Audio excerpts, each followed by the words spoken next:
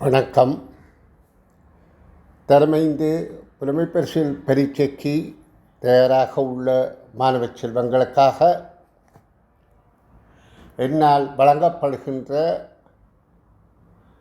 மாதிரி பரீட்சைத்தாள் காணொளி தொடரின் 3வது வெற்றிக்கனி இதழில் சந்திக்கின்றேன். வெற்றிக்கனி இதழ்கள் மொத்தம் 12 வினாத்தாள் 1ம் 12 வினாத்தாள் 2மாக 8 பக்கங்களை கொண்ட பயிற்சி உள்ளன. அவை அனைத்தையும் நான் காணொளிகளாகவும் வருகிற குழந்தைகள் பயிற்சித்தாள்கள் வாங்க வசதி இல்லாதிருந்தாலும் அவர்கள் இந்த காணொளிகளையாவது பார்த்து பயிற்சி பெற்று திறமையடைந்து நல்ல பெறுபேறு அடைய வேண்டும் என்ற ஒரு சீரிய நோக்கத்தினால் அதனை காணொளிகளாக வெளியிட்டு கொண்டிருக்கின்றேன். இது 3வது காணொளி. என்னுடைய நீண்டகால அனுபவங்களை கொண்டோ, அதாவது நான் 95ஆம் ஆண்டில் வெற்றிக்கனி இதழ்களின் பிரதம ஆசிரியராக இருந்தேன். அந்த 95 ஆண்டிலே வெளியிட்ட வெற்றிக்கனிகள் என்கின்ற பயிற்சி புத்தகங்கள் இப்பொழுது கற்கின்ற பிள்ளைகளின் பெற்றோர்கள் பயிற்சி பெற்றிருப்பார்கள். அதிலிருந்து நான் பெற்ற அனுபவத்தை அடிப்படையாக கொண்டுதான் இந்த இதழை தயாரித்திருக்கின்றேன். உண்மையிலேயே எல்லா பரீட்சை வினாக்களையும் அணுகி எவ்வளவு நுட்பத்தை இதுக்குள்ளே புகுத்த முடியுமோ அவ்வளவுக்கு நுட்பமாக புகுத்தி கடினமான வினாவாயினும் இலகுவாக விடையளிக்கக்கூடிய வினாக்கள் என்பது என்னுடைய உண்மையான கருத்து. அது என்னுடைய இந்த விளக்க காணொளிகளில் உங்களால் புரிந்து கொள்ளக்கூடியதாக இருக்கும். நிச்சயமாக நீங்கள் இதனால் சிறந்த பயன்பெற வேண்டும் என்று கூறி நான் பரீட்சை தாளினுள் நுழைகின்றேன். இது வெற்றிக்கனி 3 வினாத்தாள் 1. வினா 1 பின்வரும் உரு பற்றிய பிழையான கூற்று யாது? இங்கே ஒரு படம் காட்சிப்படுத்தப்பட்டுள்ளது. அந்த படத்தை அடிப்படையாக கொண்டு பிழையான கூற்றுத்தான் கேட்கப்படுகின்றது. அப்போ இங்கே காட்சிப்படுத்தப்பட்ட படத்தோடு தொடர்பான விடயங்கள் எங்களுக்கு மனதில் தானாக உதயமாக வேண்டும். அப்பொழுதுதான் சில வினாக்களுக்கு விடையளிக்கக்கூடியதாக இலகுவாக விடையளிக்கக்கூடியதாக இருக்கும். இதில் முதலாவது விடை, பேருந்தினில் சில பயணிகள் ஆசனத்தில் அமர்ந்து உள்ளனர். இது எங்களுக்கு பார்க்கவே தெரியுது. ஆசனத்தில் பல பேர் இருக்கிறார்கள் என்பது தெரிகின்றது. 2வது, பேருந்தில் உள்ள முன் ஆசனம் மதகுருமாருக்கு ஒதுக்கப்பட்டுள்ளது. இங்கே அந்த மாதிரியான படம் காட்டப்படவில்லை, குறிப்பும் காட்டப்படவில்லை. ஆயினும் எங்கள் நாடு இலங்கையை பொறுத்தவரையில் முன் ஆசனம் மதகுருமாருக்கு ஒதுக்கப்பட்டிருப்பதை நாங்கள் கண்கூடாக பல அனுபவ கருத்துக்களாக கண்டிருக்கின்றோம். அதை கொண்டுதான் இந்த வினாவிலே இது பொருத்தமானது என கண்டு, ஆனால் இது பிழையான கூற்று அல்ல என கண்டு இந்த வழியை தவிர்த்து அடுத்ததுக்கு போகிறோம். 3வது விடை, பேருந்து நடத்துனரால் செலுத்தப்படுகின்றது. இது தவறு. நடத்துனரால் நடாத்தப்படுகின்றது என்பது பொருந்தும். நடாத்துதல் என்பது பேருந்தில் உள்ள கடமைகள், பயணச்சீட்டு வழங்குதல், மீதி பணத்தை வழங்குதல், அவர்களை ஏற்றி இறக்குதல் போன்றவற்றை செய்கிறார் நடத்துனர். பேருந்தை செலுத்துவது சாரதி. ஆகவே இதில் பிழையான கூற்றாக 3வது கூற்றை நாங்கள் விடையே தெரிவு செய்யலாம். இனி நாங்கள் அடுத்த வினாவை பார்வையிடுவோம். 2வது வினா, பின்வரும் உருவில் மீனையும் தராசையும் மேசை தராசையும் கத்தியையும் குறிப்பதற்கு பொருத்தமான படம். இங்கே 5 படங்கள் கண்டிருந்தாலும் இந்த 3 பொருட்களும் ஒருங்கே இடம்பெறக்கூடிய படம் ஏ ஆகும். அப்போ நாங்கள் முதலாவது விடைக்கு கூடுதல் வேண்டும். 3வது வினா, பின்வரும் பாடலில் உள்ள வெற்றிடங்களுக்கு மிகவும் பொருத்தமான சொற்கள் முறையே இடம்பெறும் விடை யாது? இங்கே ஒரு பாடலுக்கு வெற்றிடங்கள் இருக்கின்றது, 3 வெற்றிடங்கள். அந்த 3 வெற்றிடங்களுக்கு பொருத்தமான சொற்களாக இங்கே 3 விடைகள் இருந்திருக்கு. அந்த 3 விடைகளையும் 3 சொற்கள் தரப்பட்டுள்ளன. அதில் எது இந்த வெற்றிடங்களுக்கு பொருத்தமானது என்பதை நாங்கள் துணிதல் வேண்டும். அப்போ அதாவது பந்தியை வாசித்து பார்ப்போம். இது ஒரு கவிதை, ஒரு பாடல், பாடசாலை பாடப்புத்தகத்தில் உள்ளது.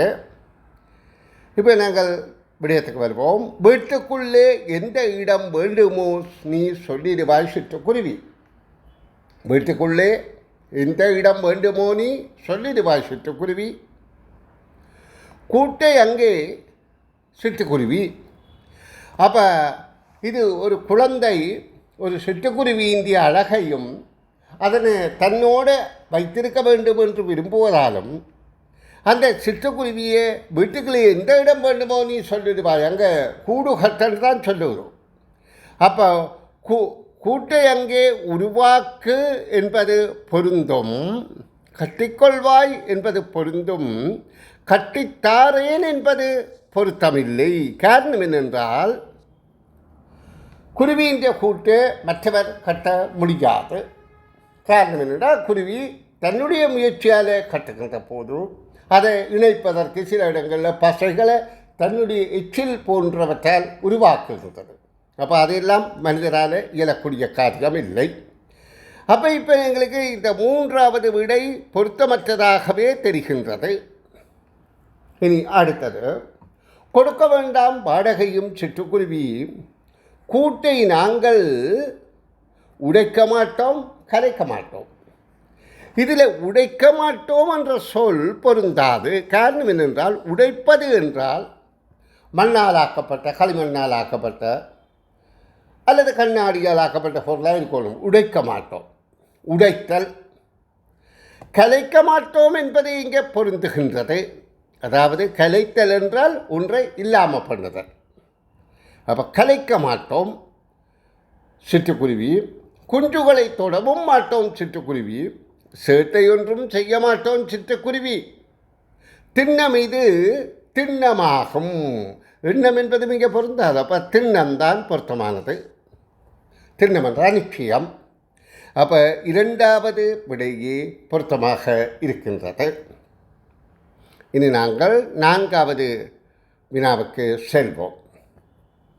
குதிரையாரே, நீங்கள் தான் வெற்றி பெறுவீர்கள், உங்களை யாரும் வெல்ல முடியாது என்ற ஆணவத்தில் ஓடினீர்கள், அதனால் தான் தோற்றீர்கள் என்றதனால். இது பாடப்புத்தகத்தில் உள்ள ஒரு பயிற்சி. அப்போ இது ஒரு போட்டி நிகழ்வில் குதிரை தோல்வி அடைந்தது. அதற்கு காரணமாக இருப்பது அதன் உடல்நிலை. அந்த உடல்நிலையில் தோல்வியடைந்து சோர்வாக இருக்கின்ற வேளையில் அத்தோடு சேர்ந்துள்ள பல பிராணிகள் வந்து அதற்கு பல கருத்துக்களை சொல்லுகின்றது. இந்த கருத்து அப்படிப்பட்டது. இப்பந்தியின் நாயின் கருத்துக்கு மிக நன்றாக பொருந்தக்கூடியது. இந்த நாயின் கருத்து அறிவுரையா, ஏளனமா, அனுதாபமா? அறிவுரை என்றால் உங்களுக்கு தெரியணும், அறிவை உரைத்தல். ஒருவருக்கு அறியாத விடயத்தை எடுத்து கூறுவதுதான் அறிவுரை. ஏளனம் என்பது நக்கல் என்று எங்களுடைய பேச்சு மொழி சொல்லில் வரும். அதாவது ஏளனம் என்பது ஒருவரை இழிவுபடுத்துதல். அந்த நிகழ்வை வைத்துக்கொண்டு நாங்கள் அதை ஏளனப்படுத்தி அவரை இழிவுபடுத்துதல். அனுதாபம் என்பது இரக்கப்படுதல். அப்போ இதில் ஏளனம்தான் பொருந்துகின்றது. எப்படியாக? குதிரையாரே, நீங்கள் தான் வெற்றி பெறுவீர்கள், உங்களை யாரும் வெல்ல முடியாது என்று ஆணவத்தில் ஓடினீர்கள். ஆணவம் என்பது செருக்கு. அப்போ நீங்கள் ஆணவத்தில் ஓடி இருக்கிறீர்கள் என்று சொல்லி அந்த குதிரைக்கு இந்த நாய் ஏளனப்படுத்துகின்றது. அதாவது அந்த குதிரை இந்த மனித உடைக்கின்றது. அதனால் தான் தோற்றீர்கள், அதான் காரணம் தோற்றதுக்கு என்று சொல்லி நாய் கூறுகின்றது. அப்போ ஏளனம் என்பது பொருந்துகின்றது. இனி 5வது வினாவை பார்ப்போம். பொருத்தமான காரண காரிய தொடர்பினை கொண்ட வாக்கியம் யாது? வினாத்தாள் ஒன்றுக்கு விடையளிக்கிற விடயத்தில் காரண காரியங்களை இனங்காணுதல் என்கின்ற ஒரு பாடப்பரப்பும் இருக்கின்றது. காரண காரியம் என்றால் சில வாக்கியங்களில் காரியம் என்பது எல்லா வாக்கியங்களையும் பொதுவில் நாங்கள் கற்றிருக்கிறோம். அதாவது காரியம் என்கின்ற சொல் வினைச்சொல், அது வாக்கியத்தின் இறுதி சொல்லாக பயனிலையாக வரும். அப்போ இந்த வாக்கியங்களில் காரணம் இருக்கும், காரணம் இல்லாமலும் காரியம் சொல்லப்படலாம். அப்போ காரணம் தொடர்ச்சியாக காரணத்துக்கு பிறகு காரியம் உள்ள வாக்கியம் எது என்று இங்கே கண்டுபிடிக்க வேண்டும். பொருத்தமான காரண காரியம், அதாவது காரியத்துக்குரிய காரணம் இங்கே வெளிப்படுதான்னு பார்ப்போம். கடந்த 3 தினங்களாக பெய்த கடும் மழை வெள்ளமாக பெருக்கெடுத்து ஓடியது. இங்கே காரியம் ஓடியது, அதாவது மழை வெள்ளம் ஓடியதுதான் காரியம். அதுக்குரிய காரணம் என்ன? கடந்த 3 தினங்களாக பெய்த கடும் மழை. அப்போ இந்த காரணமும் இந்த காரியமும் தொடர்ச்சியாக இருக்கின்றபடியால் இந்த விடை பொருத்தமாக இருக்கின்றது. பொருத்தமான காரண காரிய தொடர்பு. அடுத்ததை பார்ப்போம். ஒவ்வொரு வெள்ளிக்கிழமையும் காலை பிரார்த்தனைக்கு பின் அதிபர் உரையாற்றுவது வழக்கம். இதில் அதிபர் உரையாற்றுவது தான் இங்கே வினைச்சொல், வினை செயல். ஆனால் இந்த செயலுக்குரிய காரணம் இங்கே குறிப்பிடப்படவில்லை. ஆகவே இது பொருந்தாது. அடுத்தது, வழமை போல் கதிரவன் இன்றும் காலையில் பாடசாலைக்கு புறப்பட்டான். அதுக்குரிய காரணம் இங்கே காட்டப்படவில்லை. அப்போ அதுவும் பொருந்தாது. இனி நாங்கள் 6வது வினாவை பார்வையிடுவோம். ABCDE எனும் 5 நகரங்களை குறித்து காட்டும் வரைபடம் ஆகும். ஒருவன் A நகரத்திலிருந்து BCDE நகரங்களுக்கூடாக மீண்டும் A நகரை அடைவதற்கு எத்தனை கிலோமீட்டர்கள் பயணம் செய்ய வேண்டும்?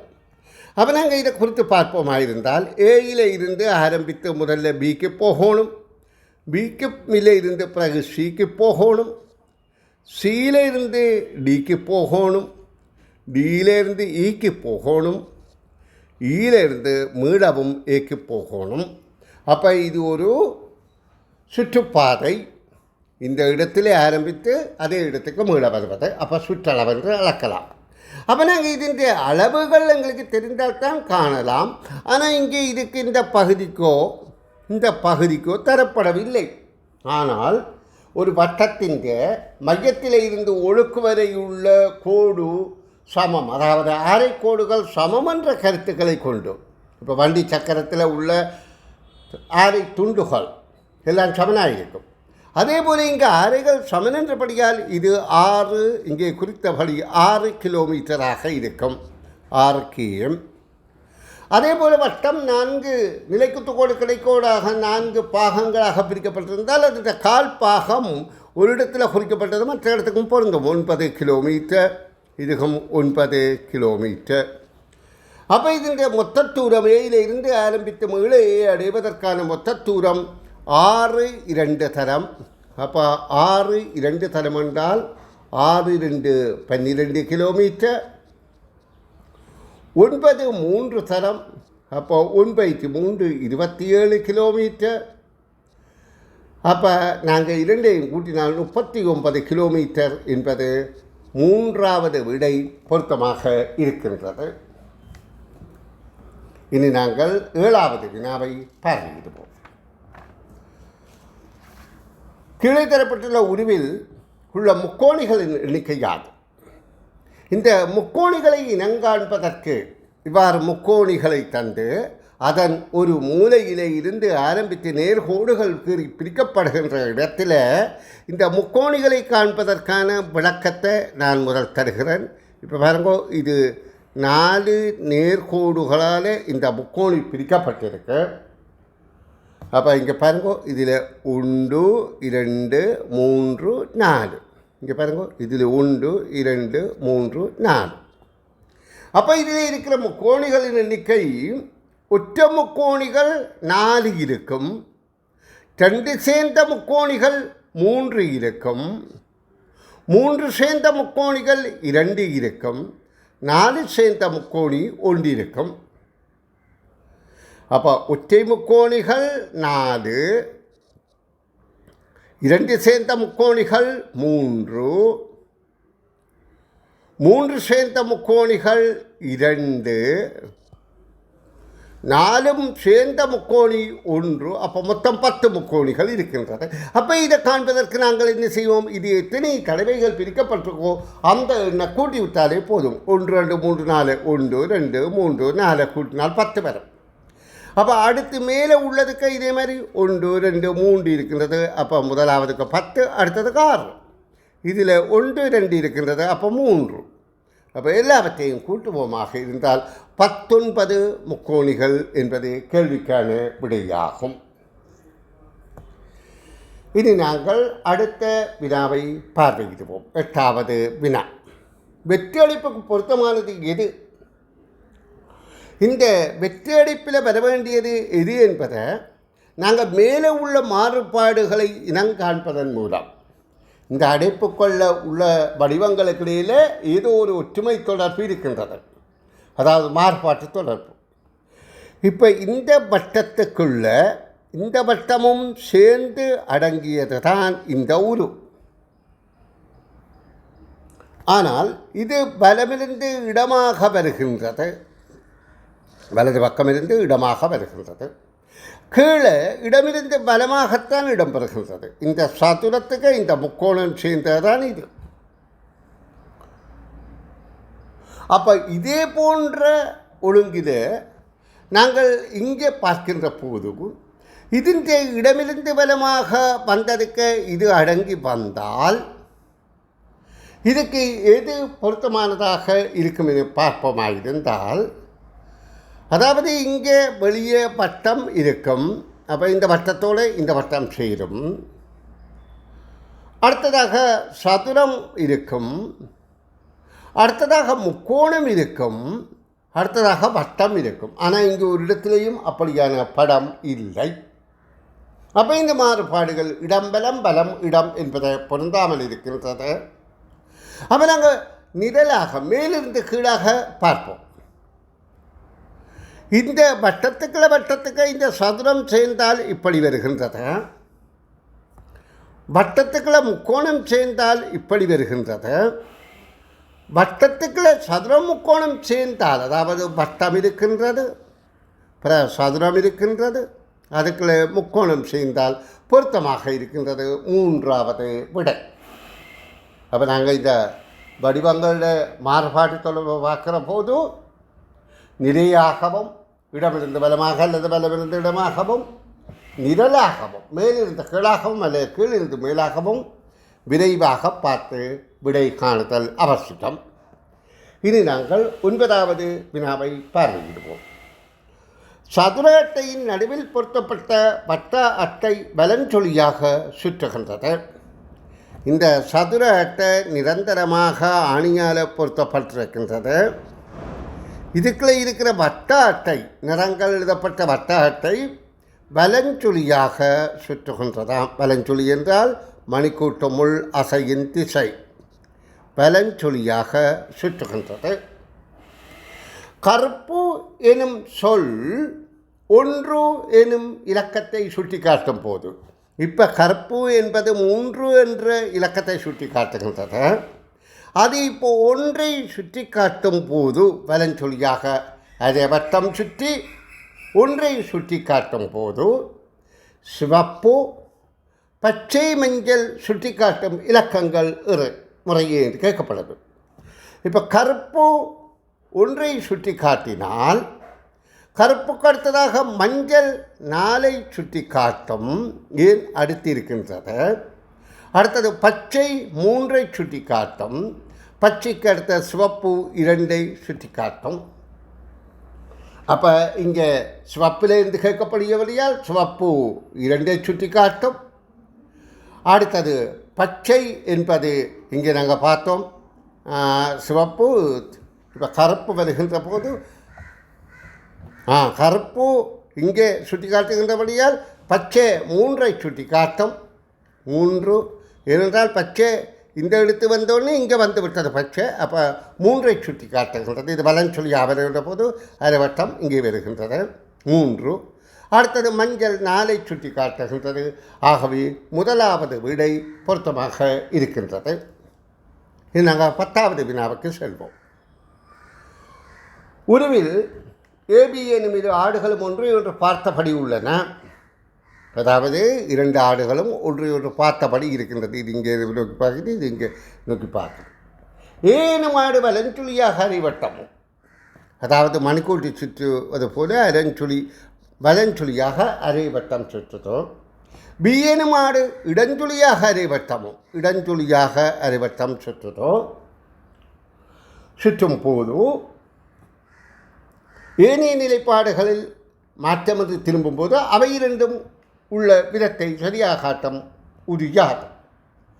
இங்கு அரைவட்டம் சுற்றுகின்ற போது அது வலஞ்சுழியாக சுற்றினா என்ன, இடஞ்சுழியாக சுற்றினா என்ன, ஒரே மாற்றம்தான்.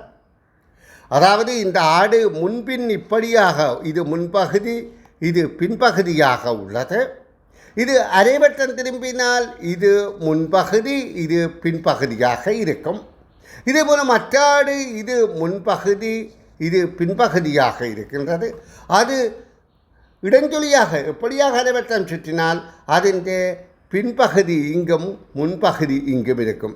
அப்போ ரெண்டின் பின்பகுதியும் ஒன்றையொன்று நோக்கியபடியும் முன்பகுதி எதிரெதிராக இருக்கின்றது.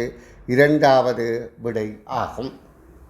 இது கற்புலன் ஆற்றல், கண்ணால் பார்த்து புரிந்து கொள்ளுதல். இது நாங்கள் 3ஆம் பக்க வினாவுக்குள் நுழைவோம். பின்வரும் உரிநிலையினால் காட்டப்படும் 4 சந்தர்ப்பங்களையும் ஒரு குறித்த ஒழுங்குமுறையில் ஒழுங்குபடுத்தும் போது ஒரு குறித்த செயல்முறை குறிப்பிடப்படுகின்றது. அதன் சரியான ஒழுங்குமுறை இடம்பெறும் விடையாது. இங்கே ஒரு தபால் ஊழியர் தபாலை கொண்டு சென்று விநியோகிப்பது சார்பான நிகழ்வுகள், அதாவது இது தகவல்களை ஒழுங்கமைக்கும் ஆற்றல் என்ற தலைப்பில் உள்ள பாடப்பகுதி. இதில் 4 நிகழ்வு இருக்கின்றது. அந்த நிகழ்விலே எது முதல் வரும் எது பிற வரும் என்பதை இனங்காணும். அப்போ நாங்கள் இதில் இந்த சொற்களை பார்த்து முதலாவது விடையின்படி பார்த்தால் தபாலகம் வந்துவிட்டேன். 2வது தபால் விநியோகம் செய்ய போகின்றேன். பொருத்தமாக இருக்குது. தபாலகத்தை வந்திருக்கிறார், தபாலகத்திலிருந்து கடிதத்தை விநியோகிக்க போகிறார். தபாலகம் செல்கின்றேன். அப்போ அது விநியோகித்து போட்டு தபாலகம் செல்கின்றேன் என்றால் இப்போ டி என்பது பொருந்தவில்லை. இங்கே அதாவது தபாலை கொடுக்கின்றேன் என்பது இங்கே பொருந்தாது. அப்போ இந்த விடை பொருத்தம் இல்லை. 2வது விடையின்படி பார்த்தால் தபால் விநியோகம் செய்கின்றேன், தபாலை கொடுக்கின்றேன். தபால் விநியோகம் செய்ய போகின்றேன். இது தபால் விநியோகம் செய்ய போகின்றேன், தபாலை கொடுக்கின்றேன், போன பிறகு கொடுக்கிறது. அடுத்தது தபாலகம் செல்கின்றேன், கொடுத்த பிறகு மீண்டும் தபாலகத்துக்கு போகிறது. தபாலகம் வந்துவிட்டேன். இது பொருத்தமாக இருக்கின்றது. தகவல்களை ஒழுங்கமைக்கும் ஆற்றல். இனி நாங்கள் அடுத்த வினாவை பார்வையிடுவோம். ஒரு சுவரில் தொங்கவிடப்பட்டுள்ள 5 பலகைகள் கீழே காட்டப்பட்டுள்ளன. அவை எல்லாவற்றையும் பயன்படுத்தி ஒரு மிகவும் சரியான வாக்கியத்தை பெறுவதற்கு குறைந்தபட்சம் எத்தனை பலகைகளின் அமைவை மாற்றுதல் வேண்டும்? இந்த இடம் மாற்றி அமைப்பதில் நாங்கள் கருத்தில் கொள்ள வேணும். இங்கே 5 ஆணிகள் நிரந்தரமாக உள்ள ஆணிகளில்தான் இருக்கின்றது. அப்போ ஆணிகள் பிறகு மேலதிகமாக வலது பக்கமோ இடது பக்கமோ இல்லை. அப்போ இந்த ஆணிகளில் தான் திருப்பி மாற்றுதல் வேண்டும். அப்போ இதில் உள்ள சொற்களை நாங்கள் பார்த்தால் இந்த நிற்கின்றேன் என்ற வினைச்சொல் இறுதியாக வர வேண்டும். நான் என்கின்ற பெயர்ச்சொல் முன்னால் வர வேண்டும். அப்போ நாங்கள் இதை வசனமாக்கினால் நான் வரிசையின் தொடக்கத்திலிருந்து 5வதாக நிற்கின்றேன் என்ற வாக்கியம்தான் வருகின்றது. அப்போ இதில் 2 இடங்களை நாங்கள் மாற்ற தேவையில்லை, மற்ற 3ஐத்தான் மாற்றோடும். அப்போ கேள்விக்கான விடை 3 என்பது துணிந்து கொள்ளலாம். இனி 11வது வினாவை பார்ப்போம். 4 வகை எழுத்துக்கள் வீதம் இடம்பெறும் 3 அடைப்புக்கள் கீழே தரப்பட்டுள்ளன. அதாவது 1 2 3 4 1 2 3 4 1 2 3 4 4 வகை எழுத்துக்கள், 4 வகையான எழுத்துக்கள் உள்ளடப்பு 3 இருக்கிறது. இப்போ கேள்வி, ஒரு ஒன்றிலும் ஒரு 2லும் இருக்கும், ஆனால் ஒரு 3ல் இல்லாத எழுத்துக்கள் எவை என்று கேட்கப்படுது. நம்ம முதலாவது விடையின்படி பார்ப்போம். சானா ஒரு 1ல் இருக்குது, ஒரு 2ல் இருக்கின்றது, ஒரு 3லையும் இருக்கின்றது. அப்போ அந்த விடை பொருந்தாது. அடுத்த சி என்றது ஒரு 1ல் இருக்கின்றது, ஒரு 2ல் இருக்கின்றது, ஒரு 3லும் இருக்கின்றது. அப்போ அதுக்கும் பொருந்தாது. அப்போ 4வது விடை தான், 3வது விடை தான் பொருத்தமாக இருக்கணும். ஒரு 1ல் இருக்கின்றது, ஒரு 2ல் இருக்கின்றது, ஒரு 3ல் இல்லை. ஆகவே 3வது விடை தான் பொருத்தமானது. இனி நாங்கள் அடுத்த வினாவை பார்ப்போம். தரப்பட்டுள்ள சட்டகத்தில் உள்ள இலக்கங்களின் கூட்டுத்தொகை 7 ஆக இருக்குமாறு மேலிருந்து கீழாக அல்லது இடமிருந்து வலமாக இருக்கும் சந்தர்ப்பங்களின் எண்ணிக்கை யாது? அப்போ நாங்கள் முதல்ல இடமிருந்து வலமாக 7 பெறக்கூடிய ஒழுங்குகளை பார்ப்போம். 1 2 3 4 5 இருக்கின்றது. அதாவது நிறையாக 5 இருக்கின்றது. இனி மேலிருந்து கீழ் நிரலாக பார்ப்போம். 1 2 3. அப்போ 3 இருக்கின்றது. மொத்தம் 8 என்பது விடை ஆகின்றது. இனி 15வது வினா, 366 நாட்களை கொண்ட ஒரு நெட்டாண்டில் நடுநாட்கள் செவ்வாய் புதன் கிழமைகள் ஆயின் அவ்வருட ஆரம்ப நாளும் அவ்வருட இறுதி நாளும் குறிக்கும் கிழமைகள் எவை? இப்போ பாருங்கோ, 365 ஒற்றை எண் என்றபடியால் நடு எண் தனித்து ஒரு எண் இருக்கும். 366 இரட்டை எண் என்பதால் நடுவிலே 2 எண்கள் இருக்கும். அப்போ 366 நடுநாட்கள் செவ்வாய் புதன் என்று சொல்லப்படுகின்றது. அப்போ 366 நடுநாட்களை பார்க்க வேண்டுமாயிருந்தால் நாங்கள் 2ஆல் வகுக்க வேண்டும். 2ஆல் வகுத்தா 1 16 8 3. அப்போ இந்த 183 184 தான் நடுநாட்களாக இருக்கும். அப்போ 183வது நாளும் 184வது நாளும் செவ்வாய் புதனாக இருக்கின்றது. இப்போ கேள்வி என்ன? இவ்வருடத்தின் ஜனவரி 1ஆம் நாள், அந்த வருடத்தின் 1ஆம் நாளும் அந்த வருடத்தின் இறுதி நாள் 365வது நாளும் என்ன கிழமை 366 இங்கே இரட்டை எண்ணில் இருக்கிறபடியா 366வது நாளும் என்ன கிழமை நாட்களாக இருக்கும் என்று கேட்கப்படுகின்றது. இப்போ நாங்கள் இதில் கண்டுபிடிக்கக்கூடிய இலகு முறை, அதாவது இது 183வது நாள், அடுத்த 184வது நாள். 183வது நாள் ஒற்றை எண்ணாக இருக்கின்றபடியால் அது செவ்வாய்க்கிழமையாகவே இருக்கும். 186வது நாள் இரட்டை எண்ணாக இருக்கின்றபடியால் அதாவது புதன்கிழமையாக இருக்கும். அதுக்காக ஒற்றையன் கட்டையன் எல்லாம் செவ்வாய் புதனாக இருக்கும் என்று கருதக்கூடாது. இந்த 183 நாங்கள் 7ஆல் வகுத்தால், ஏனென்றால் 83 7ஆல் வகுத்தால் 1 மீதி வரும். ஏனென்றால் வாரத்தில் 7 நாட்கள் இருக்கின்றது. அப்போ 7ஆல் வகுத்தால் 2 6 1 மீதி. 7 2 14 4 மிச்சம், 43 7 6 42 1 மிச்சம். அப்போ 1 மீதி வருகின்றபடியால் அது செவ்வாய்க்கிழமையாகவும், இந்த 184 2ஆல் வகுத்தால் கண்டிப்பாக 2 மீதி வரும். ஏன் அது 1 2 இது 2 தானே வரும், 26 2 மீதி வருகின்றது. அப்போ 2 மீதி வருகின்றபடியால் அது புதன்கிழமையாகவும் இருக்கும். அப்போ செவ்வாய் புதன் என்பதே கேள்விக்கான விடை ஆகும். அடுத்த கேள்வி, இலங்கையின் ஒரு மேசை மீது இலங்கையின் தேசப்படம் கிடையாக வைக்கப்பட்டுள்ளது. அத்தேசப்படத்தின் வடமாகாணம் மேற்கு திசையை நோக்கி இருந்தது. அவ்வேளை வடக்கு திசை நோக்கி இருக்கும் மாகாணம் எது என்று கேட்கப்படுகின்றது. இப்போ உங்களுக்கு இலங்கை படம் தெரியும். இலங்கை வடிவம் அதாவது ஒரு பழத்தின் தோற்றமாக இருக்கும். அந்த இலங்கை படம் ஒரு மேசை மீது வைக்கப்படுகின்றதாம். அந்த மேசை மீது அந்த இலங்கை படத்தை வைக்கின்ற போது இதுதான் மேசை என்று கருதுவோம்.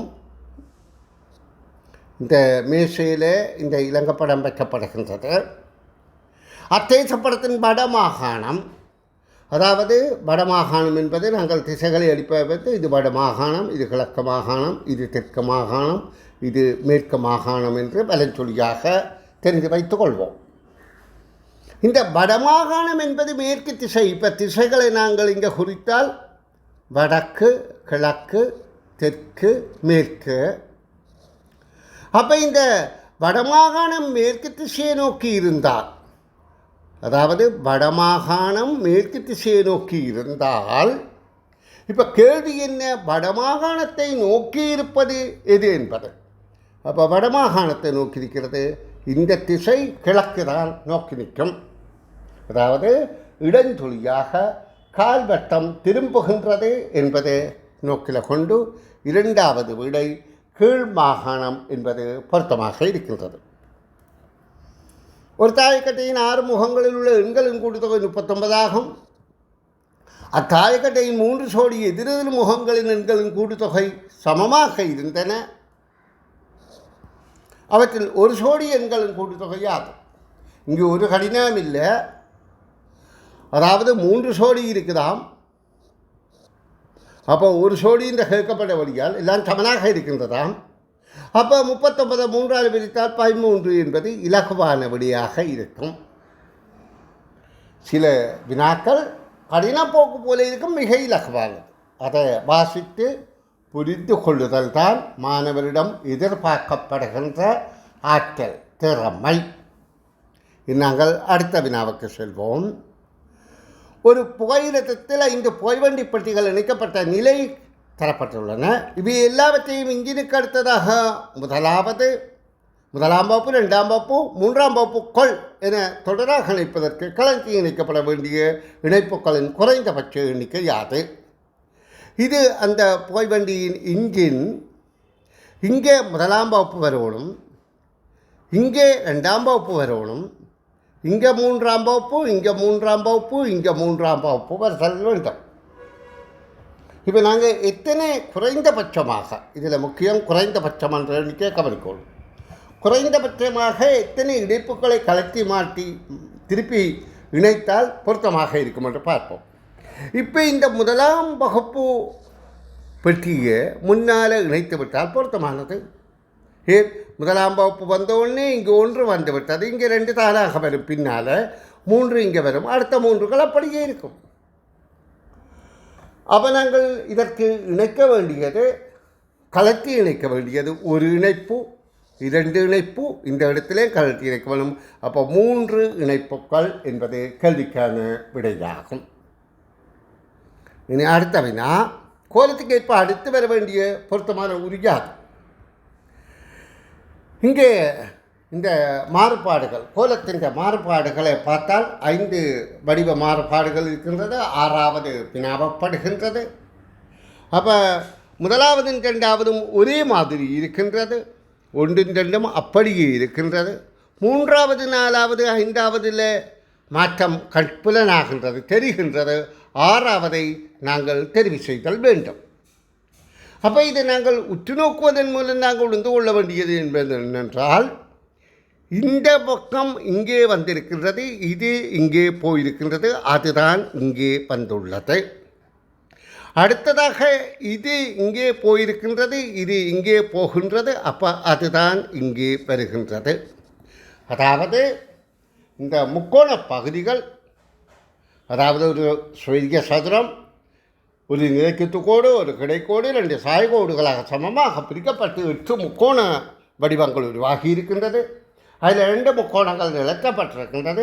நிலத்தப்பட்ட முக்கோணங்கள் ஒன்று வலஞ்சொலியாகவும் ஒன்று இடஞ்சொலியாகவும் இடம் மாறுகின்றன.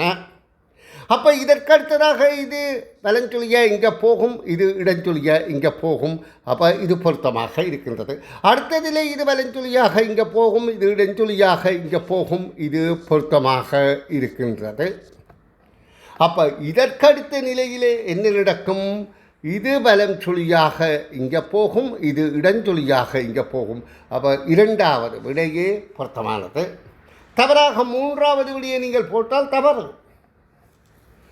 அப்போ இங்கே அதாவது மாறுபாடுகளை உற்று அவதானிக்கின்ற திறமை தாமாக உருவாகுதல் வேண்டும். தேசப்படத்தின் 4 துண்டுகள் கீழே உள்ளன. இவற்றை இணைப்பதன் மூலம் பெறப்படுவது யாது? அப்போ இந்த வடிவத்தில் எங்களுக்கு பார்க்க தெரியுது, இது வடபகுதியாக இருக்கின்றது. இதனுடைய கீழ்ப்பாகமாக பெறக்கூடியது இந்த பாகமாக இருக்கின்றது. அடுத்து அதன் இடது பாகமாக இருக்கக்கூடியதாக இது இருக்கின்றது. அதன் மேற்பாகமாக இது இருக்கின்றது. அதாவது இது தலைகீழாக இருக்கின்றது. அப்போ இது 4ஐயும் இணைப்பதன் மூலம் உருவாகுவது இலங்கை எனும் தேசத்தின் தேசப்படமாகும். 21வது வினா, ஒரு ஏயில் உள்ள சதுரத்தாளை முறிந்த கோடுகள் வழியே 2 சாய் கோடுகள் முறிந்த கோடு இருக்குது. அதன் வழியே 2 தடவைகள் மடித்து, அதாவது ஒரு தடவை இப்படி மடிக்கிறோம், மடித்த காகிதத்தை திரும்ப அடுத்த தடவை இப்படி மடிக்கிறோம் என்றால் அது இப்படி மடிக்கிறோம் என்றதான் கருத்து. மடித்த பிறகு வகையில் ஒரு பி கிடைக்கின்றது. அதில் உள்ள முறிந்த கோடு வழியே வெட்டி துண்டாக்கப்படுகின்றது. இந்த முறிந்த கோடு வழியே வெட்டி துண்டாக்கப்படுகின்றது. இப்போது கிடைப்பது யாது? இப்போ இங்கே வெட்டி துண்டாக்கப்பட்ட துண்டு இது. அப்போ இந்த வெட்டு இங்கேயும் வெட்டாக இருக்கும், இங்கேயும் வெட்டப்படும், இங்கேயும் வெட்டப்படும். அப்போ இங்கே கிடைப்பது என்னவென்றால் ஒரு சதுரம், 2 சதுரம், 3 சதுரம், 4 சமனான சதுரங்கள் என்பது இரண்டாவது விடை பொருத்தமாக இருக்கின்றது. இனி நாங்கள் 22வது வினாவுக்கு செல்வோம்.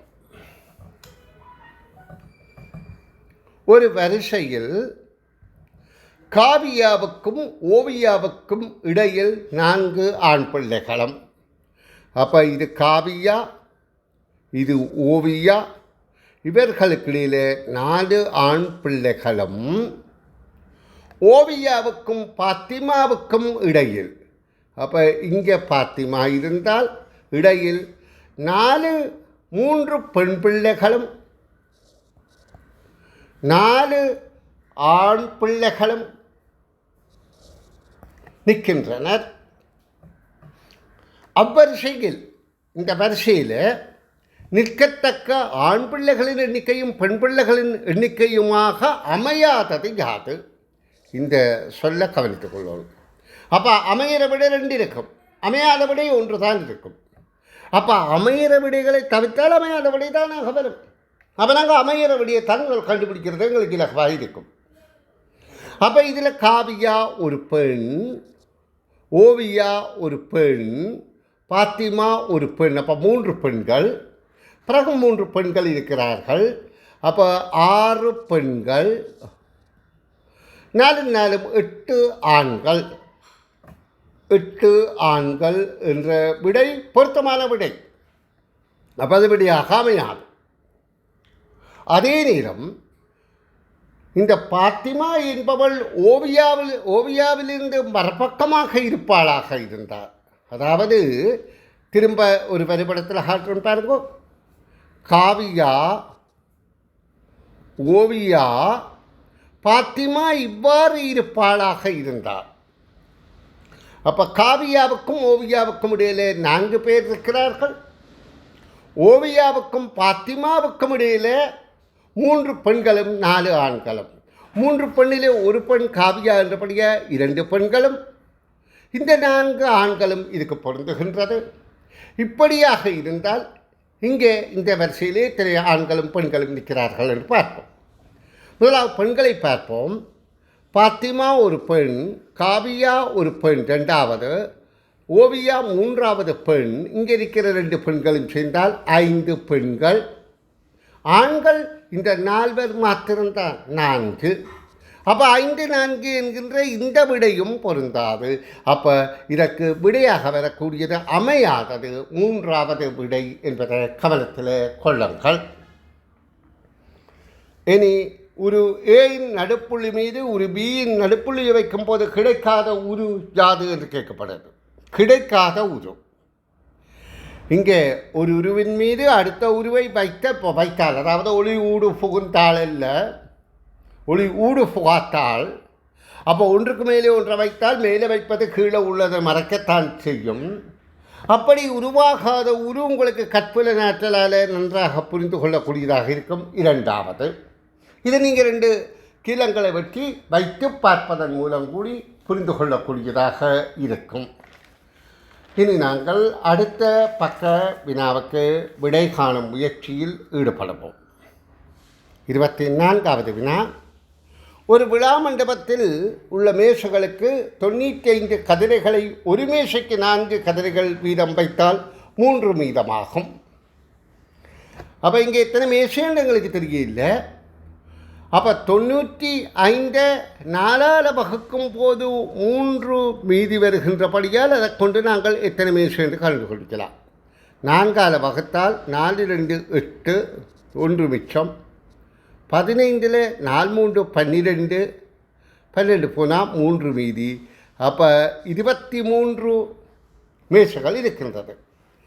அங்குள்ள அனைத்து மேசைகளுக்கும் 5 கதிரைகள் வீதம் வைப்பதாக. அப்போ 23 தர 5, அப்போ 115 கதிரைகள் தேவை. வைப்பதற்கே இன்னும் மேலதிகமாக எத்தனை கதிரை தேவை? இங்கே 95 கதிரை இருக்குது. இப்போ 115 தேவை என்றால் 115 95 போனால் 20 கதிரைகள் தேவை என்பது விடையாகின்றது. 25வது வினா. அம்மாவுக்கும் அப்பாவுக்கும் 3 மகள்மாரும். அப்பா அம்மா அப்பா, அம்மா அப்பா, 3 மகள்மார். அப்போ 3 மகள்மார், 2, அதாவது 3 மகள்மார். அம்மாவுக்கும் அப்பாவுக்கும் 3 மகள்மாரும் 2 மகன்மாரும்.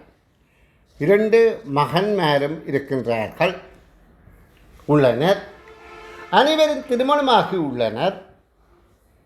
அப்போ திருமணமாகிறது வந்து பெண் ஆணை திருமணம் செய்யும், ஆண் பெண்ணை திருமணம் செய்யும். அப்போ உண்மையிலேயே இங்கே இந்த 5 ஆணும் 5 பெண்ணும் என்பது எங்களுக்கு புலனாகுது. 5 ஆண் 5 பெண். அம்மா அப்பா அதாவது திருமணமாகி உள்ளனர். அப்போ 5 குடும்பங்களிலும் 2 பெண் பிள்ளைகளும் 1 ஆண் பிள்ளை வீதமும் இருக்கின்றது. அப்போ 5 குடும்பத்திலையும் 2 பெண் பிள்ளை வீதம் என்றால் 10 பெண்கள் 5 ஆண்கள். அம்மா அப்பா இருவருக்கும் தாய் தந்தை இருக்கிறார்கள். அப்போ அங்கே அம்மாவுக்கும் தாய் தந்தை இருக்கிறார், அப்பாவுக்கும் தாய் தந்தை என்றபடியால் அது 2 ஆணும் 2 பெண்களும். இப்போ கேள்வி கூட்டு குடும்பத்தில் உள்ள ஆண்கள் பெண்கள் எண்ணிக்கைகள் முறையே குறிக்கும்படி யாது? இந்த முறையே என்ற சொல்லையும் கவனித்துக் கொள்ளுதல் வேண்டும். நாங்கள் இங்கே ஆண்கள் பெண்கள் என்று கேட்கப்படக்கூடிய முதல் ஆண்களின் எண்ணிக்கையை பார்ப்போம். அம்மாவின் அப்பாவும் அப்பாவின் அப்பாவும் ஆகிய 2 ஆண்கள், அவர்களுடைய மருமக்கள் அதாவது மகன்மார் ஆக 5 ஆண்கள், அப்பா 1 ஆண்.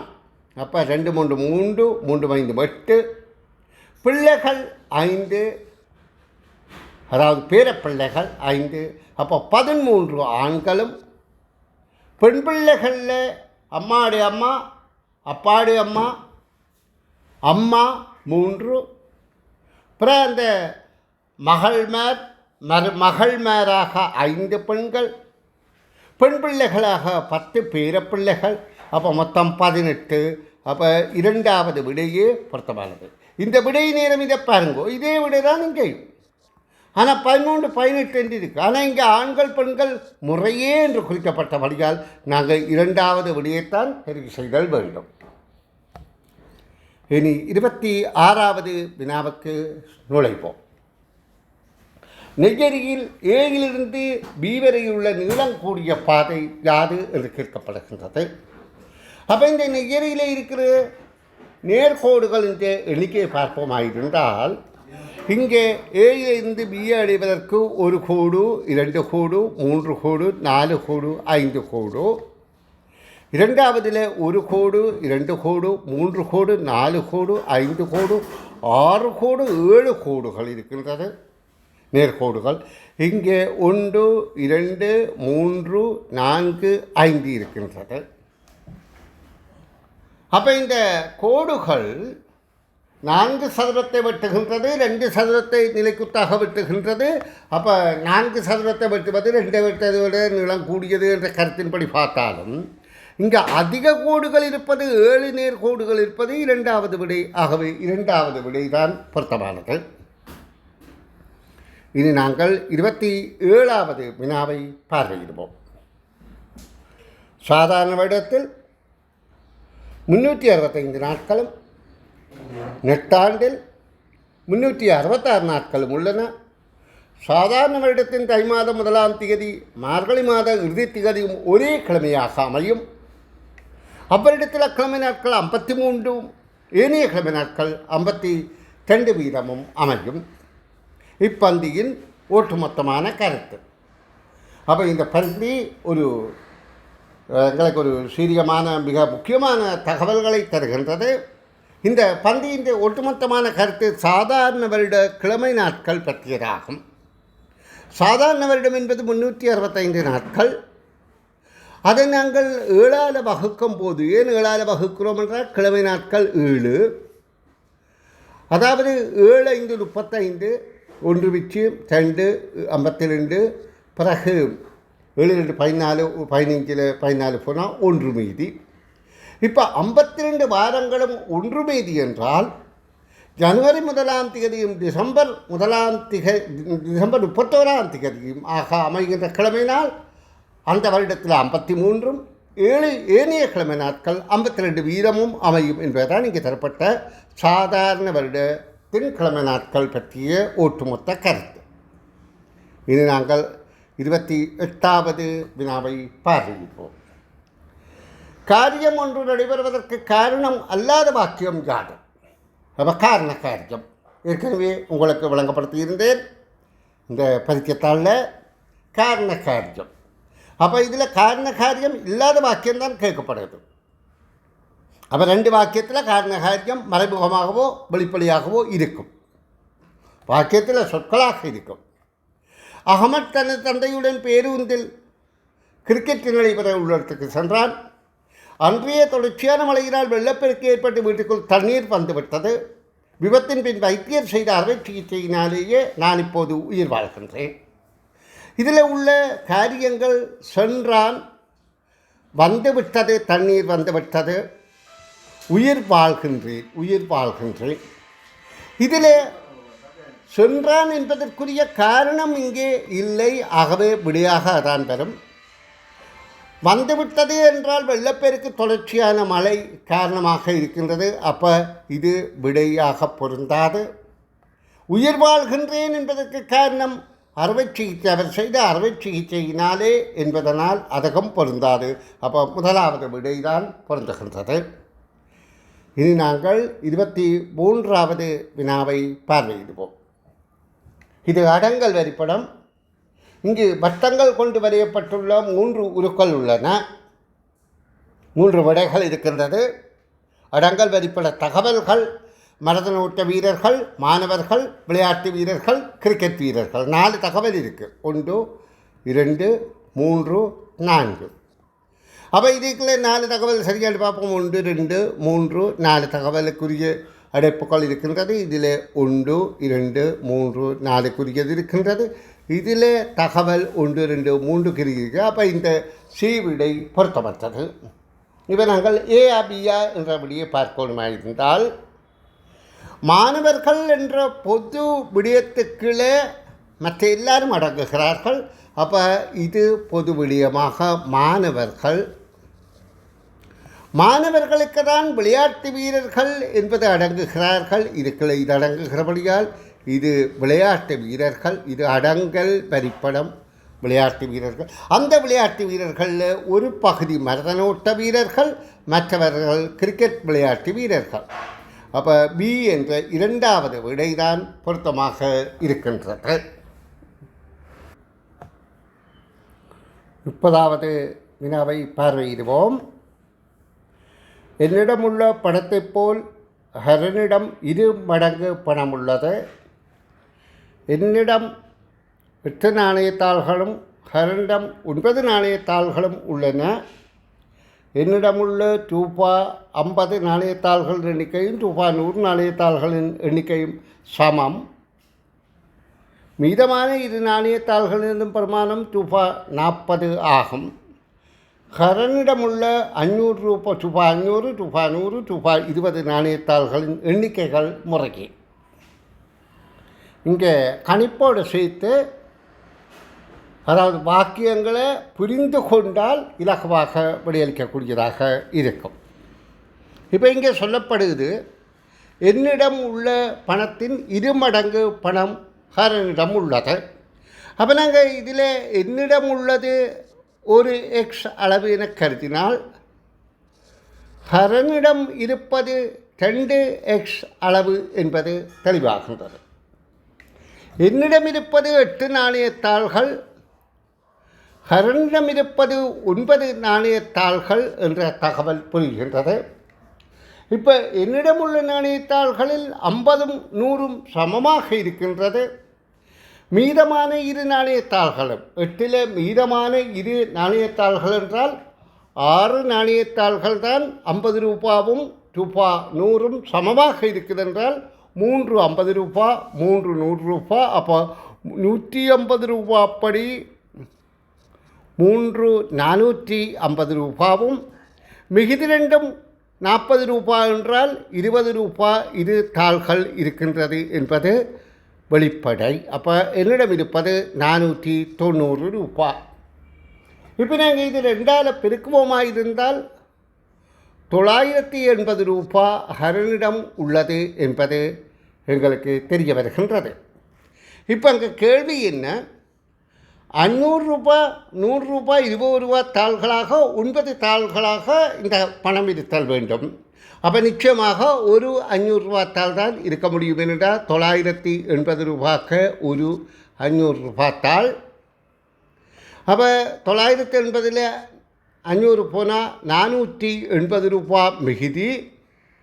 இது 8 நாணயத்தாள்களாக இருக்க வேண்டும். அப்போ இந்த 8 நாணயத்தாள்களாக நாங்கள் பார்க்கக்கூடியதாக இருக்கின்றது 100 ரூபாத்தாள், 20 ரூபாத்தாள். அப்போ 120 ரூபாய். ஒரு தடவையில் 8ல் எத்தனை 120 இருக்கின்றது என்றால் 4 இருக்கின்றது.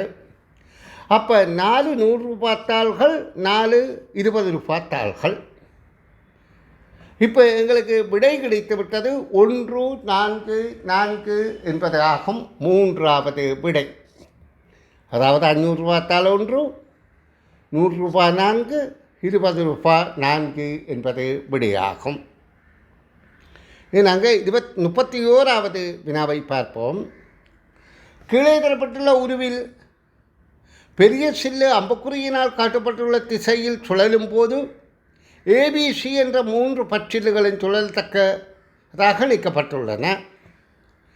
அப்போ ஏ, அதாவது பெரிய பற்சக்கரம் இடஞ்சொலியாக சுற்றினால் நடுவில் உள்ளதும் இடஞ்சொலியாக சுற்றும். ஆனால் பச்சக்கரங்கள் ஒன்றுக்கு ஒன்று இணைந்து சுற்றுகின்ற போது ஒன்று இடஞ்சொலி என்றால் மற்ற வலஞ்சொலியாக மாறி மாறித்தான் சுற்றும். அப்போ முதலாவது ஏ வலஞ்சொலியாக சுற்றும், சியும் வலஞ்சொலியாகத்தான் சுற்றும். ஏ வலஞ்சொலி, பி இடஞ்சொலி, சி பலஞ்சொலி. அப்போ இந்த வகையில் அமைந்த விடை நாங்கள் பார்வையிடுவோமாயிருந்தால் வலஞ்சொலி, இடஞ்சொலி, வலஞ்சொலி முதலாவது விடை பொருத்தமாக இருக்கின்றது. அடுத்த வினா, பின்வரும் அடைப்புக்கள் ஒவ்வொன்றிலும் குறிப்பிடப்பட்ட தலைப்பிலான கட்டுரைகள் அதற்கு முன்னாலும் மேலேயும் பெயர்கள் குறிப்பிடப்பட்ட பிள்ளைகளால் எழுதப்பட்டுள்ளன. எனது குடும்பமும் வேறொரு கட்டுரையின் 4 பிள்ளைகளினால் எழுதப்பட்டிருப்பின் வெற்றிடத்தில் குறிப்பிட வேண்டிய கட்டுரை யாது? எனது குடும்பமும் வேறொரு கட்டுரையும் 4 பிள்ளைகளால் எழுதப்பட்டிருந்தால் இந்த வெற்றிடத்தில் வர வேண்டியது யாது என்று கேட்கப்படுகிறது. இப்போ நாங்கள் எனது குடும்பம் என்பதை கவினும் எழுதியிருக்கிறார், நவீனும் எழுதியிருக்கிறார். அவர் 2க்கு சேர்ந்த அழைப்பில் வருகின்றது. அதே போல் ரேவதியும் எழுதியிருக்கின்றா, பாத்திமாவும் எழுதியிருக்கின்றா, 2ம் வருகின்றது. அப்போ எனது குடும்பமும் இன்னும் ஒரு கட்டுரையும் 4 மாணவராலும் எழுதப்பட்டுள்ளது. அப்போ இங்கே நாங்கள் பார்த்தா துவிச்சக்கரவண்டி நவீன் ரேவதி எழுதியிருக்கின்றார். துவிச்சக்கரவண்டி கவின் பாத்திமாவும் எழுதியிருக்கின்றார். அப்போ அதாவது 4 பேரும் எழுதின 2 வகையான கட்டுரைகளில் ஒன்று எனது குடும்பம், அடுத்தது துவிச்சக்கரவண்டி. அப்போ இந்த வெற்றிடத்துக்கு வர வேண்டியது எனது அம்மாவாக இருக்க முடியாது. எனது அம்மா 2 மாத்திரம்தான் எழுதியிருக்கிறார்கள். 4 பேரும் எழுதியிருப்பதற்கு நியாயம் இல்லை. துவிச்சக்கரவண்டி இந்த இடத்துல வர முடியாத காரணம் துவிச்சக்கரவண்டி ஏற்கனவே கவின் பாத்திமா, இங்கே நவீன் ரேவதி எழுதியிருக்கின்றன, அதுவும் பெற முடியாது. அப்போ இது இந்த அடைப்பில் இல்லாத ஒரு பெயர் பெற வேணும் என்றபடியால் அது போய்வண்டி பயணமாக இருத்தல் வேண்டும். இனி 33வது வினாவுக்கு செல்வோம். இங்கே நடைபெறுகின்ற மாறுபாடுகள் 3 வடிவங்கள் தந்திருக்கு. அந்த வடிவங்கள் இடமிருந்து பலமாக செவ்வகம் கால்வட்டம் திரும்பி நிலைக்குத்தாக இருக்கின்றது. முக்கோணம் அரைவட்டம் திரும்பி தலைகீழாக இருக்கின்றது. வட்டம் திரும்பியதோ திரும்பவில்லையோ எங்களால் கண்டுகொள்ள முடியாத வடிவத்தில் மாறி இருக்கின்றது.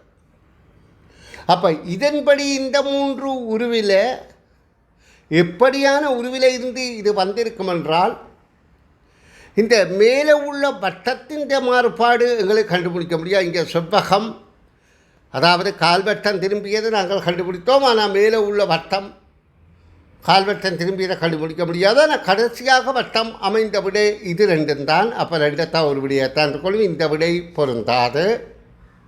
ஏனென்றால் இறுதியில் இருக்கிறதான் தலைகளாக மாறி இருக்குது. ஆனால் இப்போ நாங்கள் அடுத்ததாக 2வதாக இருக்கிற முக்கோணம் தலைகளாக மாறி இருக்குது. அப்போ இந்த 2 வடிவத்தில் 2வதாக இருக்கின்றது எதுவாக இருக்கின்றது? அதாவது இங்கே முக்கோணம் கீழே வந்தபடியால் இங்கே கீழே வந்தது செவ்வகம். அப்போ தலைகளாக மாறின செவ்வகம் இதுவாகத்தான் இருக்கும். இங்கே முக்கோணம் இருக்குது, அப்போ அது பொருந்தாது, அது நேராக இருக்குது, தலைகளாக இருக்குது. அடுத்தது இந்த 3வது வட்டம் மாறியது எங்களுக்கு தெரியாவிட்டாலும் இங்கே முக்கோணம் மாறி இருக்கின்றது. ஆகவே 3வது விடைதான் பொருத்தமானது. அப்போ இதில் இருந்தவர்களுக்கு என்ன தெரிகின்றது? இந்த 3 உருக்களுமே ஏதோ ஒரு மாறுபாடு நடைபெற்றுத்தான் அடுத்த விடையாக வந்திருக்கின்றது. இனி நாங்கள் 34வது வினாவுக்கு விடை காணும் விளக்கத்தில் ஈடுபடுவோம். 34வது வினா, உருவில் ஏபிசி எனும் 3 உள்ளனர். இவர்களில் சியிலும் பார்க்க பி கூடுதலாக உள்ள உயரமும் பியிலும் பார்க்க ஏ கூடுதலாக உள்ள உயரமும் சமம். இவர்களில் ஏசி 20 உயரங்களின் கூட்டுத்தொகை பியின் உயரத்தை ஒப்பிட்டார். இப்போ நாங்கள் இந்த உயரங்களை XY என்ற அளவுகளை இட்டு கணிப்பது இலகுவாக இருக்கும். இப்போ சியின் உயரம் X அளவு என்றால் பியின் உயரம் எக்ஸோட இதை வையன கூறினால் XY ஆக இருக்கும். எக்ஸாக பை. அப்போ ஏயின் உயரம் இன்னுமொரு வை, ஏனென்றால் இந்த 2 சமன் என்று சொல்லப்பட்டுள்ளது. அதாவது சியை விட பியின் உயரமும் பியை விட ஏயின் உயரமும் சமம் என்றபடியால் அதுக்கும் பை. அப்போ ஏயின் உயரம் 1 எக்ஸும் 2 பையுமாக இருக்கின்றது. இப்போ கேள்வி என்ன? இப்போ எக்ஸும் 2 பையும் உயரம் ஏயின் உயரம் 1 எக்ஸும் 2 பையும், பியின் உயரம் 1 எக்ஸும் பையும், சியின் உயரம் எக்ஸ் என்பது எங்களுக்கு விளக்குகின்றது. இப்போ நான் குறித்து காட்டுறேன். சியின் உயரம் எக்ஸ், பியின் உயரம் x5, ஏயின் உயரம் எக்ஸாக 2π. இப்போ வினா என்னென்றால், இவர்களில் ஏசி இருவரையும் இணைத்தால், ஏயும் சியையும் இணைத்தால் 2x சக 2π, பியின் உயரத்துக்கு இரண்டையும் இணைத்தால் இந்த பியின் உயரத்துக்கு இந்த x5க்கு இந்த 2x 2π ஆனது இது மடங்கு என்பது தெளிவாகின்றது. இன்று நாங்கள் 35வது வினாவை பார்வையிடுவோம். ஒரு 10 வட்டங்கள் ஒன்றோடொன்று இணைந்தபடி உள்ளன. பொது எல்லையின் பக்கங்களில் இருக்கும் பகுதிகளில் ஒரே வகை நிறங்கள் இராதவாறு இந்த 10 வட்டங்களிலும் நிறந்திருக்குவதற்கு குறைந்தபட்சம் எத்தனை வகை நிறக்கலவைகள் தேவை? அப்போ இந்த 10 வட்டத்திலும் பொது எல்லை என்பது கோடால் இணைக்கப்பட்டதில் ஒரே நிறம் பெறாமல் இருக்கணும். அப்போ குறைந்தபட்சம் எத்தனை நிறக்கலவை தேவை என்றால், நாங்கள் முதலாவது நிறக்கலவை ஏதாவது நிறம் இங்கே உண்டோ, அடுத்தது இதில் ஒன்று வராதப்போ 2 தான், இதில் 1 2 வர முடியாமலையா 3 தான்.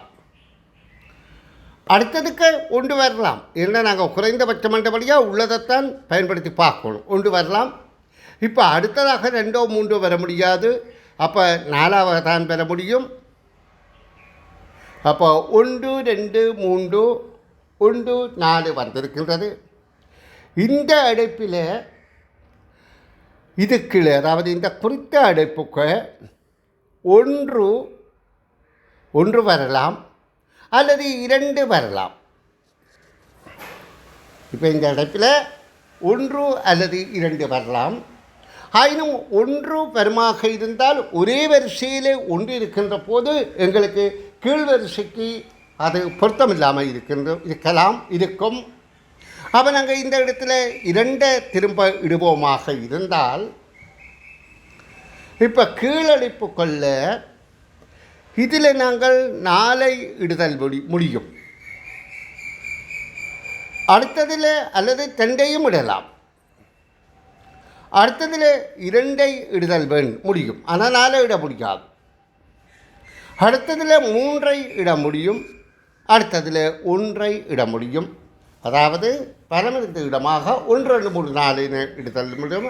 அப்போ 4 நிறக்கலவை மூலம் நாங்கள் இதில் உருவாக்கக்கூடியதாக இருக்கின்றது. இனி 36வது வினாவுக்கு பார்ப்போம். இங்கே கட்டங்கள் உருவில் அடைப்பு ஏயிலிருந்து அடைப்பு பிக்கு பின்வரும் நிபந்தனைகளுக்கு ஏற்ப செல்லுதல் வேண்டும். இங்கே அடைப்புகள் காட்டப்பட்டிருக்கின்றது. 4 நிலைகளில் 1 2 3 1 என்ற அடைப்புகள் இருக்கின்றன. கீழே ஏயில் இருந்து ஆரம்பித்தல் வேண்டுமாம். அப்போ இப்பவும் ஏயில் இருந்து தான் ஆரம்பிக்க வேண்டும். எப்போதும் ஓரடைப்புக்கும் குறுக்கே செல்லுதல் வேண்டும். அப்போ குறுக்கே செல்லுதல் என்றால் ஏயிலிருந்து நேரே மேலே தான் போகலாம், கரைக்கு போக முடியாது. குறுக்கே செல்லுதல் வேண்டும் என்றால் ஒரு அடைப்பின் நேர் கோட்டால் வெட்டி கொண்டு போகணும். இதிலிருந்து மேலே போகலாம், அதிலிருந்து மற்ற திசைக்கு போகலாம், மாறி போகலாம். ஒரு மேலடைப்புக்கு வரும்போது மீண்டும் ஒரு கீழடைப்புக்கு செல்ல முடியாது, மேலே வந்தால் கீழே போக முடியாது. இதற்கேற்ப ஏ அடைப்பிலிருந்து பி அடைப்புக்கு எல்லா அடைப்புகளையும் பயன்படுத்தி செல்லத்தக்க குறைந்தபட்ச எண்ணிக்கை யாது? இங்கே கவனிக்க வேணும், அதிகபட்ச எண்ணிக்கை கேட்கப்படவில்லை, குறைந்தபட்ச எண்ணிக்கை கேட்கப்படுகின்றது. ஆனால் எல்லாத்தையும் பயன்படுத்த வேண்டும். அப்போ எல்லா அடைப்பையும் பயன்படுத்தி இருக்கணும், குறைந்தபட்சம் சென்றிருக்க வேண்டும். அப்படி என்றால் நாங்கள் முதலாவதாக இங்கு சென்று இங்கு சென்று இங்கு சென்று இங்கு செல்வது இந்த அடைப்பையும் பயன்படுத்தியாச்சு. அடுத்ததாக இங்கு சென்று இங்கு சென்று இங்கு செல்வது. அப்போ இது தடவைகள் குறைந்தபட்சம் என்றபடியால் இது தடவைகள் மாத்திரம் பயன்படுத்தி நாங்கள் செல்லக்கூடியதாக இருக்கும். அப்போ 2 விடைகள் எல்லா அடைப்பையும் பயன்படுத்தி இருக்கணும். எல்லா அடைப்புகளையும் பயன்படுத்தி செல்லத்தக்க பாதைகளின் குறைந்தபட்ச எண்ணிக்கை 2. இதே வினாவிலே அதிகபட்சம் என்று கேட்கப்பட்டிருந்தால் 8 தடவைகளில் செல்ல முடியும். எப்படி என்றால், அதாவது 7 இப்படியாக 2 தடவைகள், 7 ஆரம்பித்து இப்படி வந்து 2 தடவைகள், அடுத்த 7 ஆரம்பித்து இப்படி வந்து இப்படி வந்து இப்படி வந்து இப்படி வந்து இப்படி 2 தடவைகள், 6 தடவைகள், இன்னும் 2 தடவைகள் இருக்கின்றது. அப்போ நான் இதை உங்களுக்கு எண்களாக குறித்து காட்டினான். அதாவது 1, 2, 3 என்று எண்களாக குறித்து காட்டினார். இது 1, இது 2, இது 3, இது 4, இது 5 என்பதாக குறித்து காட்டினால் இலகுவாக இருக்கும். அப்போ ஏயிலிருந்து பிக்கு செல்கின்ற 8 முறைகளில் 4, 1 என்பது ஒரு முறை, 4, 1 மாறி பிக்கு போகலாம். அப்படி இல்லாவிட்டால் 4, 2 என்பது அடுத்த முறை, 4லேருந்து 2க்கு போய் பிக்கு போகலாம். அடுத்த முறை 4, 1, 2 சென்று பியை சேரலாம். அடுத்தது 4, 2, 1 போய் பிக்கு அடையலாம். அப்படி இல்லை 4, 3, 1 போய் பியை அடையலாம். அல்லது 4, 5, 2 போய் பியை அடையலாம். அப்படி இல்லாவிட்டால் 4, 3, 1, 2 சென்று பி அடையலாம். அப்படி இல்லாவிட்டால் 4, 5, 2, 1 சென்று பியை அடையக்கூடியதாக இருக்கும். அப்படியாக 8 தடவைகளில் செல்லக்கூடியதாக இருக்கும். ஆயுதம் இங்கே குறைந்தபட்ச எண்ணிக்கை என்றபடியால் 2வது விடியை பொருத்தமானது. நாங்கள் 37வது வினாவை பார்வையிடுவோம். வரிசை ஒன்றில் முன்னாலிருந்து 8வதாக கமல் நிற்கின்றான். ஒரு வரிசை இடமிருந்து வலமாக பார்ப்போம். 8வதாக கமல் நிற்கின்றான். அப்போ இங்கே 7 பேர் நிற்கிறார்கள், 7 பேர் நிற்பார்கள்.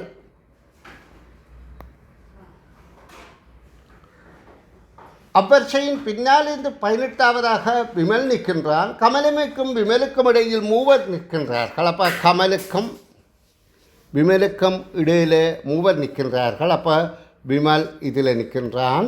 விமல் பின்னால் இருந்து 18வதாக நிற்கின்றான். அப்போ 18வதாக நிற்கின்றான்.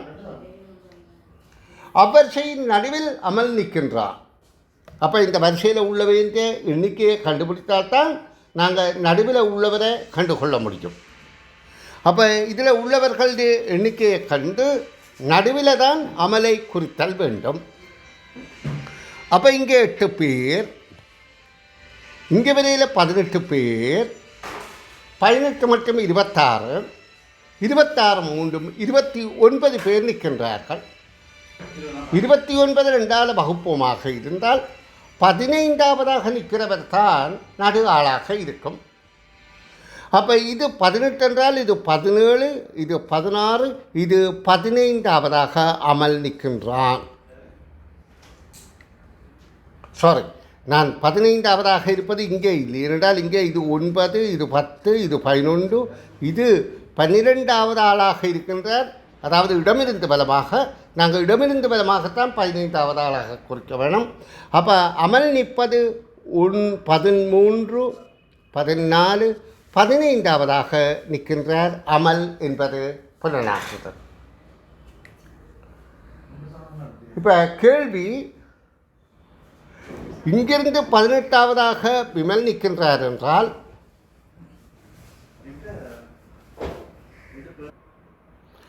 கமலிலிருந்தும் விமலிலிருந்தும் முறையே எத்தனையாவதாக அமல் நிற்கின்றான் என்று கேட்கப்படுகின்றது. இங்கே முறையே என்ற சொல்லி அவதானிங்கோ. இப்போ கமல் நிற்பது இங்கே 8வது இடம், அமல் நிற்கிறது 15வது இடம் முதலில் பார்த்துருக்கிறோம். அப்போ 8லேருந்து 15 என்றால் 15லேருந்து 8 என்றால் 7வதாக நிற்கின்றான். அவன் விமலிலிருந்து விமர்ணிப்பது 18வது இடம்.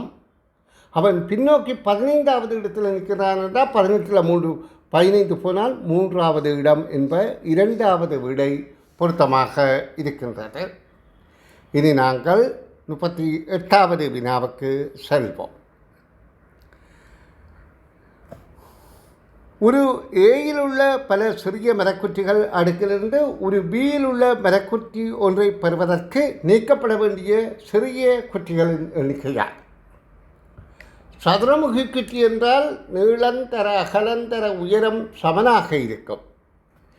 இங்கே 5 நீளமாகவும் 5 அகலமாகவும் 5 உயரமாகவும் இருக்கின்றபடியால் 5 தர 5 தர 5 5 25 25 25 125 தர 5 125.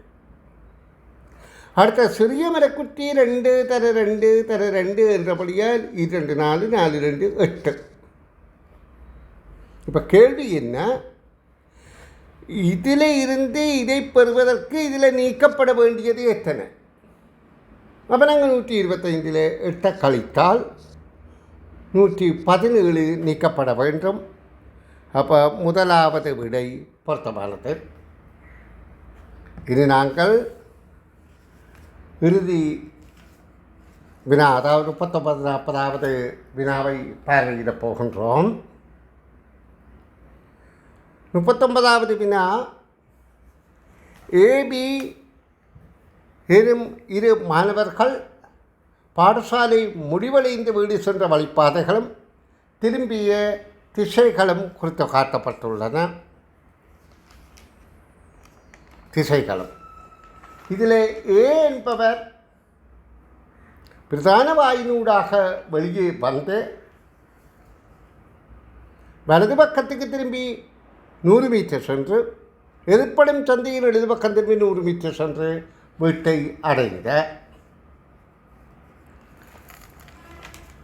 அடுத்ததாக பி என்பவர் பிரதான வாயினூடாக வெளியே வந்து இடது பக்கத்துக்கு திரும்பி 100 மீட்டர் சென்று எதிர்ப்படும் சந்தியின் இடது பக்கம் திரும்பி 100 மீட்டர் சென்று வீட்டை அடைந்த. இப்போ கேள்வி, பாடசாலையிலிருந்து ஏபி என்னும் இரு மாணவர்களும் வீடுகள் அமைந்துள்ள திசைகள் பற்றிய பொருத்தமற்ற விடையார். அப்போ 2 விடை பொருத்தமாக இருக்கும், ஒரு விடை பொருத்தமற்றதாக இருக்கும். அப்போ பாடசாலை இருப்பது ஒரு குறித்த இடம். அவர்கள் பாடசாலையில் இருந்து புறப்பட்டார்கள். அப்போ இப்படியாக பாடசாலை இருக்கின்றால் அவர்கள் இங்கே புறப்படுகின்றார்கள் என்று வைத்துக்கொள்வோம். பாடசாலை வாசல் பக்கமாக வெளியே வந்து ஒருவர் ஏ என்பவர் வலது பக்கம் திரும்பி 100 மீட்டர் போகின்றார். எதிர்ப்படும் சந்தியில் இடது பக்கம் திரும்பி இப்படி போகின்ற போது எதிர்ப்படும் சந்தியில் இடது பக்கம் திரும்பி 100 மீட்டர் சென்று வீட்டை அடைகின்றார். அவற்றை வீடு இது. பி என்பவர் வெளியே வந்து இடது பக்கம் சென்று 100 மீட்டர் போய் எதிர்ப்படும் சந்தியில் இடது பக்கம் திரும்பி 100 மீட்டர் போய் அடைகின்றார். அவற்றை வீடு இங்கே. அப்போ இந்த வழியில் நாங்கள் பார்த்தால், அதாவது இது வடகிழக்கு, இது தென்மேற்கு. அப்போ வடகிழக்கு தென்மேற்கு என்பது பொருத்தமானது என்பதால் விடியாக அமையாது. இதே மாதிரி இன்னமொரு விடியை நாங்கள் தவிர்த்தால் தான் பொருத்தமான விடியை கண்டுபிடிக்க முடியும். இப்போ அவர்கள் இதுவருடைய பாடசாலை இப்படி இருக்குமா இருந்தால், ஏ என்பவர் வெளியே வந்து பாடசாலைக்கால வெளியே வந்து வலது பக்கம் 100 மீட்டர் சென்று இடது பக்கம் 100 மீட்டர் சென்றால் இப்படி நிற்பார். பி என்பவர் பாடசாலைக்கால வெளியே வந்து இடது பக்கம் சென்று வலது பக்கம் செல்வாராக இருந்தால் அவற்றை வீடு இங்கே இருக்கும். அப்போ இந்த 2 திசைகளும் அதற்கு எதிராக உள்ள, அதாவது வடமேற்கு தென்கிழக்கு. அப்போ வடமேற்கு தென்கிழக்கும் அமையாது. அப்போ பொருத்தமான விடை 2வது விடை என்பது தெளிவாகின்றது.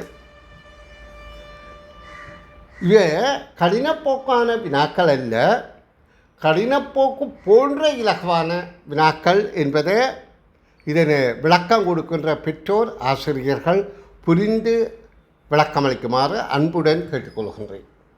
இனி அடுத்த கேள்விக்கு போவோம். இப்போ அடைப்புகளில் நிறையாகவும் நிரலாகவும் எனும் 3 அடைப்புகளும் இடப்படுமாறு அடைப்புகளை நிரப்புதல் வேண்டும். இதற்கேற்ப வினாக்குறிகள் இடத்தில் இரண்டிலும் இடப்பட வேண்டிய வடிவங்கள் அவை. அப்போ நிரலாக நிறையாக இந்த 3 வடிவம் இருக்கணும். அப்போ இங்கே நிரலாக இந்த 3 வடிவம் இருக்குது. இப்போ இந்த நிறையில் இதில் வட்டம் இருக்குது, முக்கோணம் இருக்குது. அப்போ இங்கே சதுரம் பெறும் என்பது எங்களுக்கு வெளிச்சமாகுது. இப்போ அடுத்த 2ஐயும் எங்களால் துணிய முடியாமல் இருக்கலாம். மற்ற 2களை பார்க்குறோம். இப்போ இதில் சதுரம் பெருமாக இருந்தால் இந்த இடத்திலே இனி சதுரம் பெற முடியாது இருந்தால் இங்கே சதுரம் இருக்கின்றது. ஏற்கனவே மேலே சதுரம் இருக்கின்றது. அடுத்த இந்த இடத்துல முக்கோணம் பெற முடியாது, இங்கே முக்கோணம் இருக்கின்றது. அப்போ சதுரம் ஏற்கனவே இருக்கின்றது. ஓகே. இப்போ இந்த இடத்துல முக்கோணம் பெற முடியாது. அப்போ முக்கோணம் இங்கே இருக்கின்றபடியால் அப்போ இந்த இடத்துல பெற வேண்டியது முக்கோணமும் பெற முடியாது, சதுரமும் பெற முடியாது என்றால் இங்கே வட்டம்தான் பெற முடியும். நாங்கள் இந்த பரிசையில் பார்க்கணும். இதில் சதுரம் பெற முடியாது, இதில் முக்கோணம் பெற முடியாது. ஏன்? சதுரம் முக்கோணம் ஏற்கனவே இருக்கின்றது. அப்போ அது தவிர்த்தது வட்டம். அப்படி இதிலையும் பார்த்தால் இது நேர்கோடாக வட்டம் பெறும். இதில் 2 முக்கோணமாக இருக்கும், இதில் 2 சதுரமாக இருக்கும். ஏனென்றால் ஒழுங்கில் இருக்கின்ற போது ஏதோ ஒரு வரிசையில் ஒழுங்காக இருக்கும். அப்போ இதற்கான விடை 2வது விடை என்பது எங்களுக்கு தெளிவாகின்றது. நன்று. அடுத்த வினா பயிற்சியில் சந்திப்போம்.